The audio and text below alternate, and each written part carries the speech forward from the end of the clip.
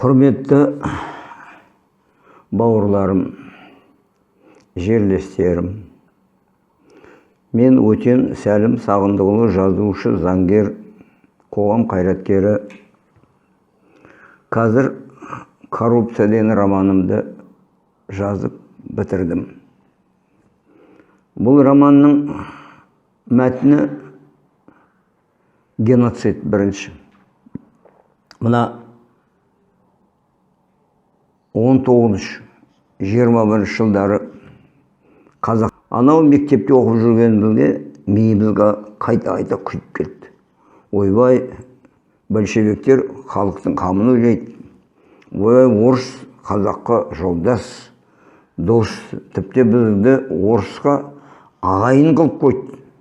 Бұл енді тарихта күлкілі нәрсе, орыс пен қазақ ағайын деген сөзді. Ит пен мысықты ағайын қылған сияқты. Бізге құлағымызға күйіп келді. Ойбай, орыс бізге жарықты көрсетті. Әлемнің биіктеріне жеткізді. Өмірдің дәмдісіне, тәттісіне апарды, қостырды. Оның бәрі ертек екен ғой.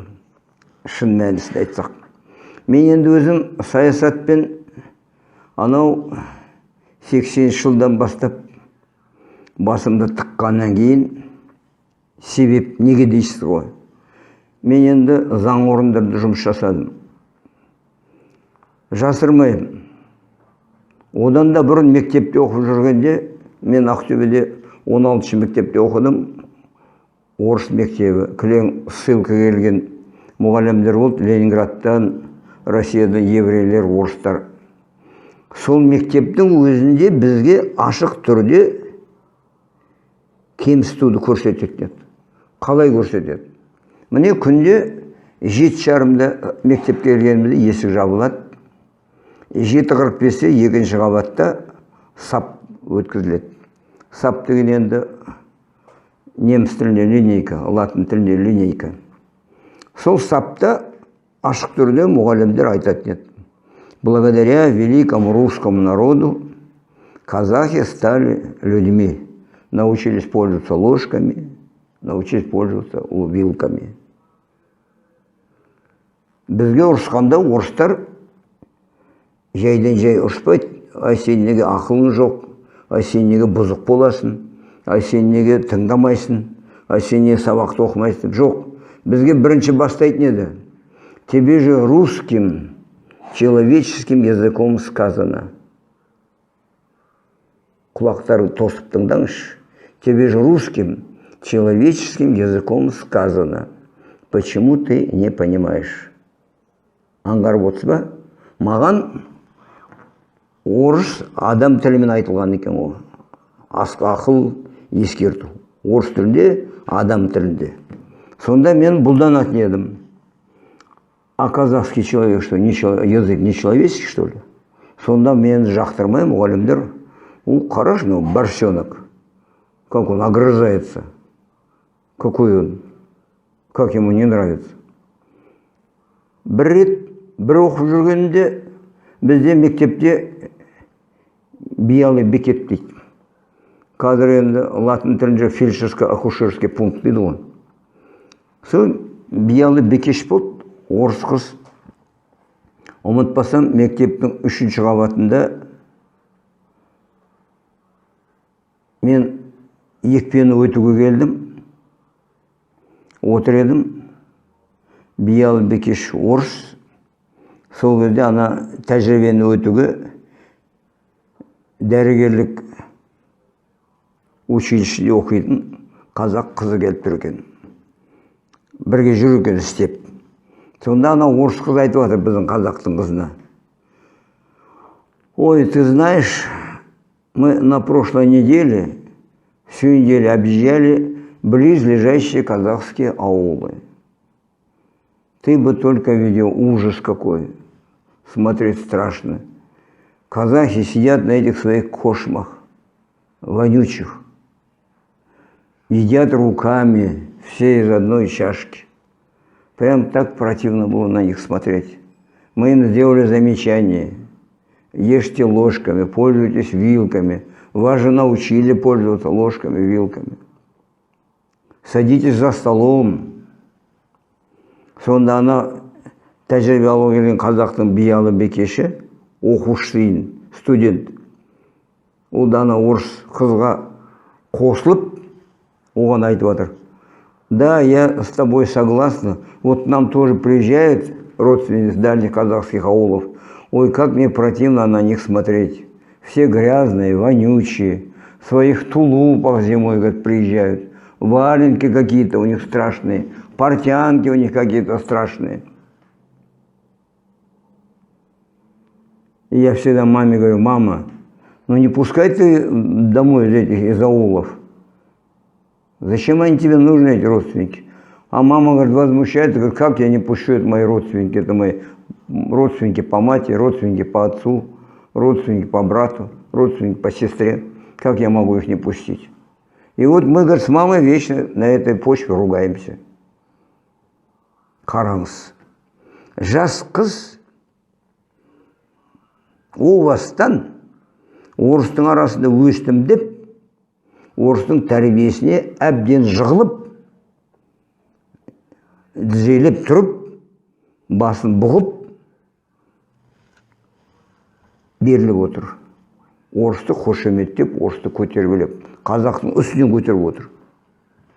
Сол кезде мен көп ойлаушы едім. А бұл неге олай?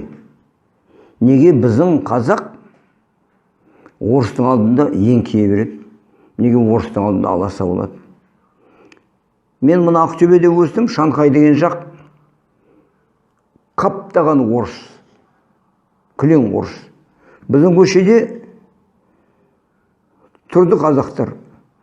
Біреу ақсақал марқұм Теберсін баласының атын Валерий Борисович деп қойды. 43-ші жылғы баласын Валерий Борисович. Біреу 46 жылғы баласын Сергей Акимгеревич деп атақ қойды. Қараңыз, қаншалықты ауыр жерде мені оқып тәрбие алғанымды. Бірақ иманды болдыру марқұм Теберсін әкем бәлен бір жыл партия орында қызмет жасаса да, шаруашылық орындарын басқарса да, Москвада химия технология институтын бітірген, Москвада жоғарғы партия мектебіне түскен кезінде. Бірақ 37 жылы халық жауы болып шатылып кете жаздап, аман-есен құтылды. Ленинградта соғыста болды. Батальон басшысы болды. Синявин биіктері дейді, Синявинские высоты дейді. Сол соғыстың басынан мына блокада дейді, аяқталғанға дейін сол Ленинградтың майданында соғыста өткізді өмірін. Аман-есен келді, қызметін жасады. Бірақ марқұм иманды болсын, айтатын еді, бізге үйде итше үрмей жүріңдер деп.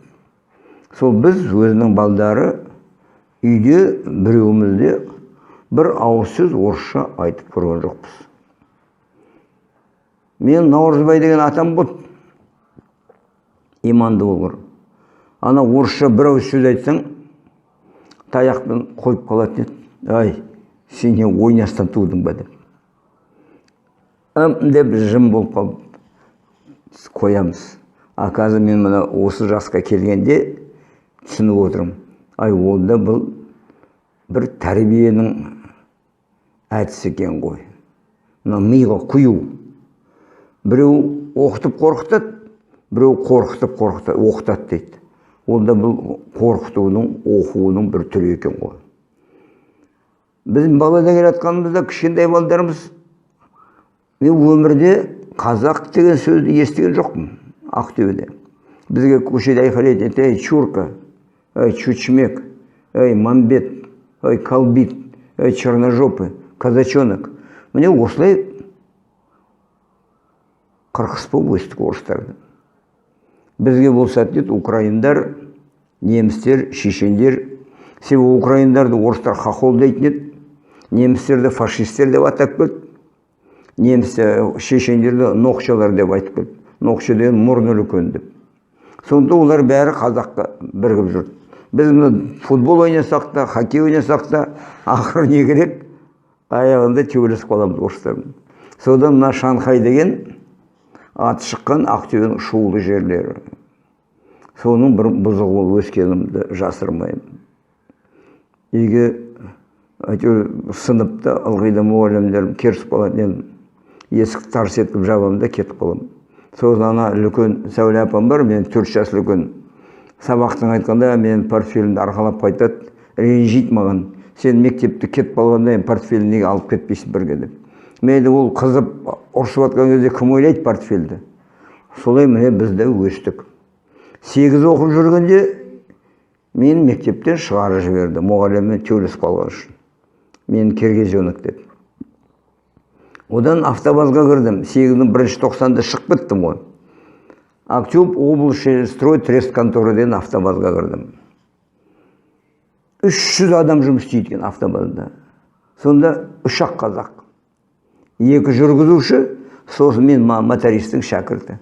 Бір күні мен 2 айдай жұмыс істегеннен кейін гараж меңгеруші Геннадий Положенцев деген, ол кезде бір моды болып, қазіргі тілмен айтқанда, әскерден келген, коммунистік партиясына үміткер, техникумде сырттай оқиды деген. Сондайдың біреуі болды, Геннадий Положенцев. Ана біздің бокстың цехтың есігін ашты да, менің мотористім Монастырлы Коля. Содан сұрап жатыр: Коля, как это черножопый тебя слушается? Дегенде мен қолымдағы 19-20 мотордың несі бұрап атқан кілтімді ана ұшып лақтырып едім. Мен конторға шақырып, кадр меңгеруші неміс айтты: Саша, вот директор подписал, уволить тебя с работы деп. Міне осылай мен өстік. Арал-дарал бәсеке араздасу орыстармен. Әрине, соның бәрі мына басқа қатты әсер етті. Ол кезде 8 арман қарай жас келе жатыр. Мектеп бітірдім, өзім іштей. Экстернім ойланатын едік сонда. Қазақ деген кім өзі? Біз ана бала кезінде кино қарағанда қуанатын едік, соғысты көрсетіп. О, наши русские бьют, наши русские давят деп. А сол кезде біздің ана немізді көрсетіп атады екен ғой. Шыңғысханның әскерлерін, Ақсақ Темірдің әскерлерін, Кенесарының әскерлерін. Сонда біз соларды жау көріп, ана орыстың баскесерлері, жендеттерін өзіміз жақын көріп жүрдік. Бірақ сол кезден бастап мен ойлауыншы едім. А бұл неге? Неге біздің қазақ қай жері кем? Тіліміздің қандай кемшілігі бар? Қандай қотырлығы бар тіліміздің? Тіл байлығымыздың кемістігі неде тұр деп. Одан келіп оқуды бітірдім университетті. Бітіргеннен кейін мен есеп әкелдім қазақ тілінде. Есепті әкелгенде есеп қисаптың маманы маған бірден айтты: Убай, Сәлімжан, қазақ тілінде есеп тапсыруға болмайды ғой. Ойбай, неге болмайды, апай? Заң бар ма ондай деген? Жоқ, заң жоқ, бірақ болмайды ғой. Бірақ қазір сұрап келейін деп кетіп қалды жоғары қарай. Жоғары жақтан облыс прокурордың аға көмекшісі Эммер Алинда Рудольфовна деген түсті. Келді бұлданып қарады маған: А вы почему отчет составили на казахском языке? А мен қарсы сұрақ қойдым: А что, есть закон запрещающий? Нет, закона нет. Ну, если нет, тогда вы у меня все будете читать на казахском языке. Содан бастап мен қазақша жазуды кірістім. Қазақша жаздым. Сонда бірінші коллегия болғанда Эммер Алинда Рудольфовна коллегияда саусағымы көрсетіп, мен жағыма қарай айтты: Вот у нас есть националист один. Райком, райисполком не могут его представление переводить, а судмедэкспертиза не может перевести, не могут переводить его постановление. Они все на казахском языке. А мен сонда қолыма ұстап парақты айттым: А вот вы теперь определяйте по моим документам, как глубоко реализуется политика дискриминации казахов и казахского языка. Мне осылай шиеленісте, тартыс берісте өмір сүруге мәжбүр болдым. Содан келіп енді тарихты зерттедім мен. Шында да біз қайдан шықтық? Қазақ. Кім өз қазақ? Мынау неге осыншама шалғай жер? Неге бірінші менің қызық көргенім, неге Ақтөбенің қасындағы аудандарында, ауылдарында, колхоз совхоздарында ылғи да орыстар тұрады. Орыс, украин, немістер, еврейлер, армяндар, корештер. Ал қазақтың барлығы неге Ақтөбеден ең жоқ дегенде 200-300 шақырым жерде тұрады. Мысалы, Ақтөбеде қазақ аудандар дейтін Ойыл ауданы, ол Ақтөбеден 300 шақырымға жуық. Қарабұтақ 220 шақырым, Ырғыз 450 шақырым. Ар жағында Комсомол деген ауданда Жабасақ, Басқұдық, олар тіпте Комсомол 300 шақырым болса, Жабасақ, Басқұдық олардан тіпте ары қарай Төлебай 3 совхоз 150 шақырым. Міне анда Байғайн, Темір аудан, оларда 200, 300, 500 шақырым. Ең қашық қазақ совхоздары Дияр, Байғайн ауданында 500 шақырым жерде болды, облыстық орталығына. Содан кейін мен сол ойланушы едім, а неге осы онкология ауруханаларында кілең жатқан қазақтар, кілең ауру қазақтар, онкология ауру қазақ, туберкулездің бәрі қазақ. Сосын ойландым. Мен жұмыс жасадым, Ырғыз ауданында жұмыс жасадым, Шалқар ауданында болдым. Сосын кейін газеттің тілшісі болған кезімде бүкіл аудандарды араладым десем артық болмас. Аңғарып отырдым. Бұларда таза су жоқ.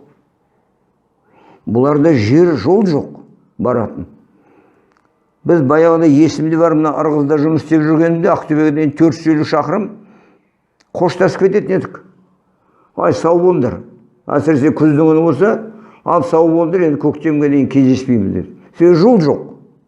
Ырғыздан Ақтөбеге дейін қыстың күні 10-15 сағат жүріп келетін еді машиналар. Мүмкіншілік жүруге. Қар басып тастайды. Ол кезде аяздар, суықтар масқара. Қардан деген көрікте жолдан шыға алмайды, өте алмайды. Сонда көрдім. Бұл қазақтарды нағыз ауыратын жерге әдейі кастасып апарып тұрғызып қойған екен ғой. Орыстар. Коммунистік партияның саясаты, оның белгілі айтып келем, копиясын Хрущев жариялаған. Саясаты қазақтарды жоқ қылу болды.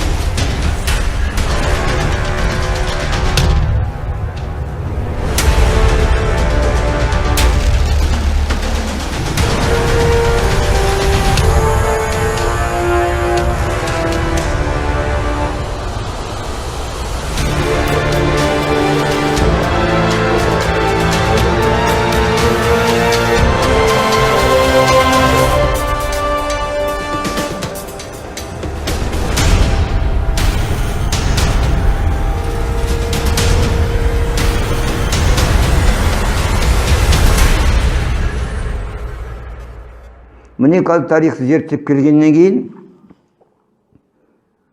мен көргенім біріншіден Қазақстан өмір бақи Ресей империясының заманында, одан белгілі Совет үкіметі құрылғасын қазақтар басын иемеген орыстың алдында, Ресейдің алдында, орыстың алдында. Себебі Қазақстанда міне бірінші көтеріс болды. Амангелді Иман ол Ақпатшаның заманында болған көтеріс 16 жылы. 19 жылы Ақтөбеде, Ырғызда тоқалар көтерілді. Совет үкіметіне қарсы.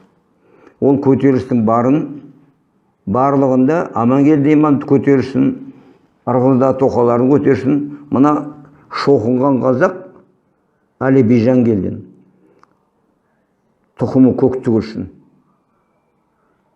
Орыстың духовный семинариясын бітіріп, шоқынған атын Николай Степанов деп қойып алған. Сол қырған екен. Соған әдейі Ленин өзі куәлік беріпті. Чрезвычайный комиссар по Тургайскому краю деп. По Тургайскому краю. Чрезвычайный комиссар. Бұл сол кезде мың сарбазбен келіп, мына Торғайдың қазақтарын көтерілістерін, Амангелді Имановтың, сосын Ырғызға келіп, тоқаларын көтерілістерін басып өзі қырған екен бәрін аямастан.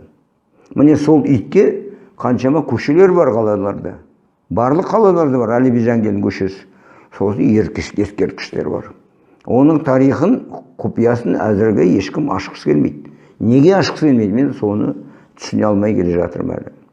Міне сосын зерттедім. 19 жыл тоқалар көтерілді. 31 жыл менің аталарым көтерілді, табындар. Ол кезде Байғанин ауданы, Табын ауданы деп атаған. Табындар көтерілді. Шымкентте Созақта көтеріліс болды, қазақтар көтерілді, Совет үкіметіне қарсы. 31 жылы 2 көтеріліс болды, Ақтөбеде, Байғанинде, сосын Созақта, Шымкентте, оңтүстік Қазақстанда. 37 жылы адайлар көтерілді. Табындарды қырғаннан кейін Байғаниннің атын Табын ауданы Байғанин деп қойды. Нұрпейіс Байғанин олда Табын, Байғанин ауданы деп қойды. Табындардың бәрі Қарақалпақстанға қашты. 37 жыл адайлар көтерілді. Адайлардың бәрі қуғаннан кейін олар Түркменстанға қашты, Красноводск қаласына. Сол себептен ол көтерілісті Табын адай көтерілісі деп атайды. Табын адай көтерілісі деп.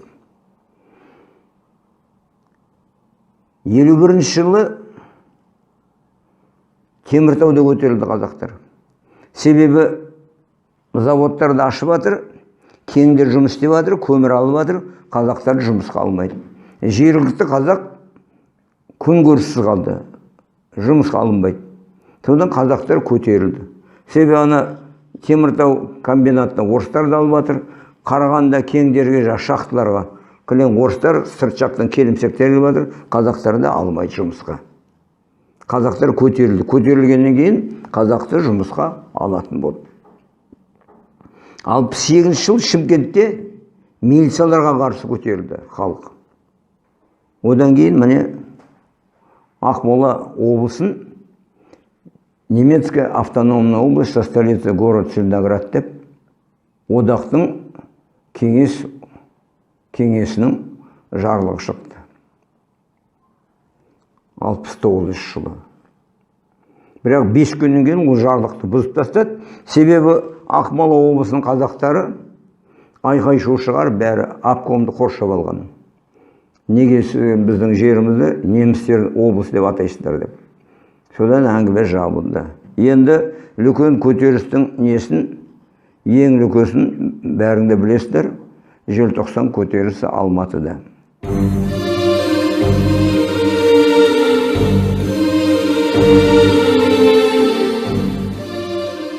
Ал енді бауырларым, Ахмет Байтұрсын ағамыз бізге былай деген: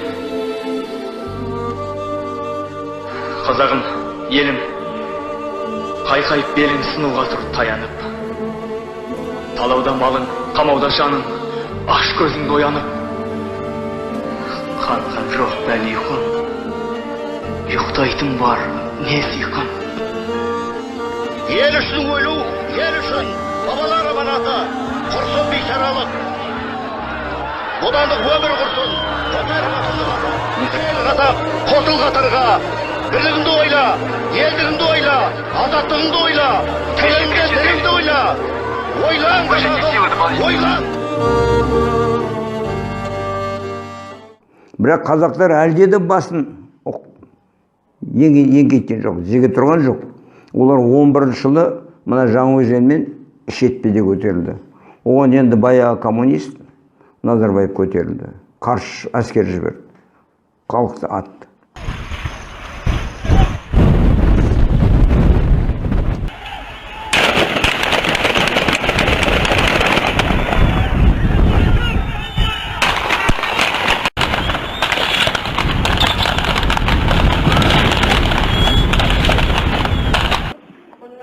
қалай алып тастайды, істеп тұрған өздері шығар.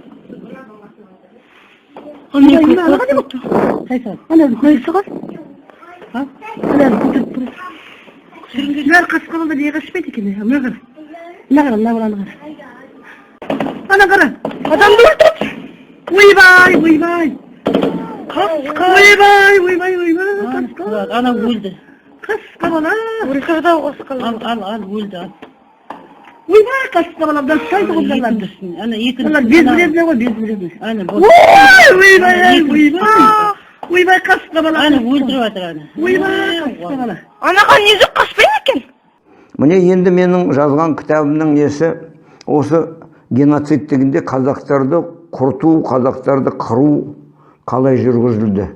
Сол мен мына коррупция деген кітабымда бір негіз қылып көрсетіп отырмын.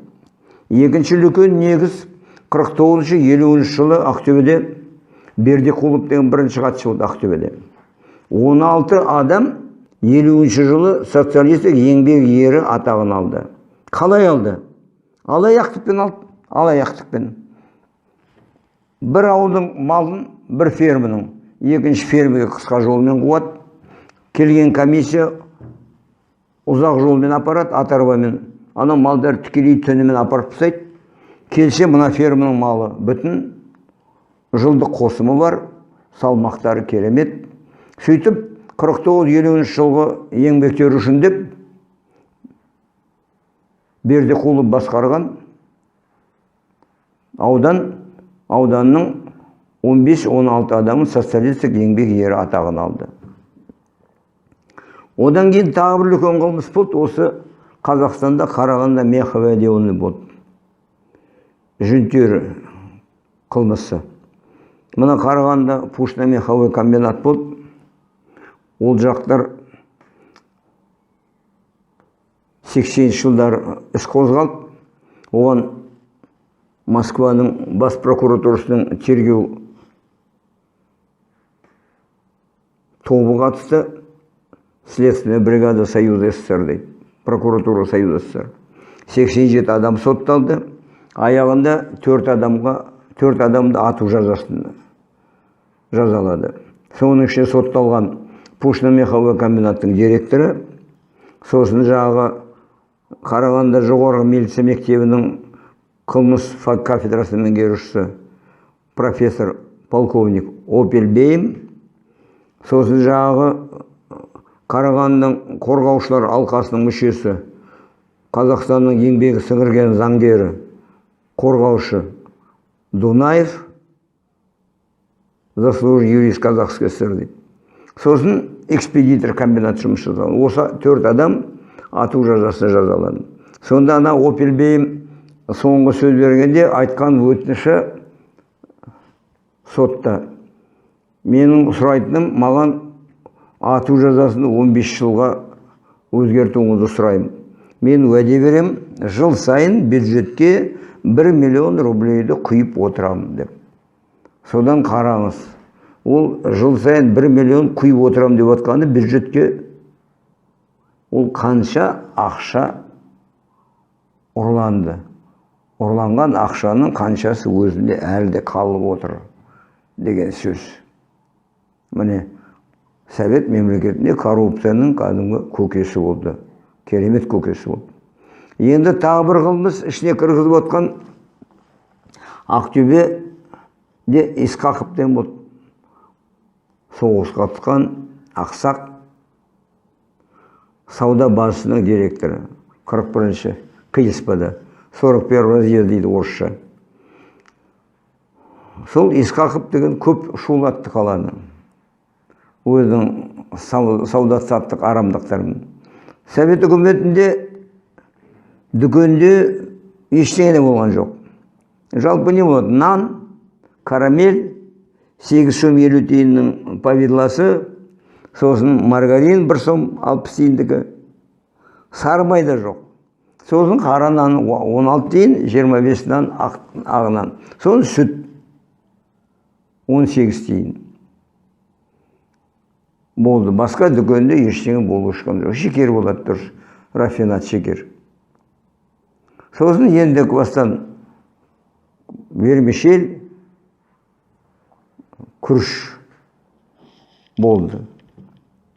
Міне осындай жағдайда, бірақ қоймаларда, нелерде, базаларда бәрі де облыстық партия комитетінің, қалалық партия комитетінің қадағалауында керемет тауарлар келіп түсіп тұрды. Оны жасыратын жоқ. Оны тексергенде, тінтуға барғанда, оның бәрін көзіммен көрдім. Міне осы жағдайлардың бәрін мен коррупция деген романға кіргіздім. Геноцидтің ішіне кіргізгенім, себебі бұл анау күштенген геноцид болса, мынау әлеуметтік түргідегі геноцид. Адамдардың дұрыс тамағын бермеу, киім-кешектерін, тауарларына қол жеткізбеу. Бұл да геноцидтің бір түрі. Сондықтан енді мен мына кітапты шығаруға баспаханалармен сөйлесіп едім. Бұл терудің өзіне 300 мың теңге керек екен. А жалпы кітаптың шығаруына 4 миллионға жуық ақша керек. 4 миллионға жуық.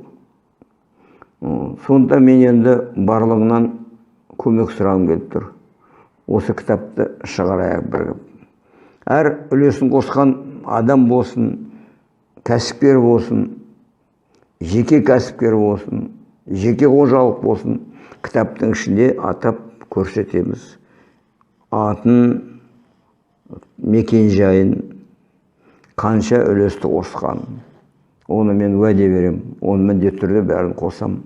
Сосын кітап шығарғаннан кейін дастархан жасап, Құранымызды оқып, батамды беріп, шайдың басына отырып әңгімелесеміз.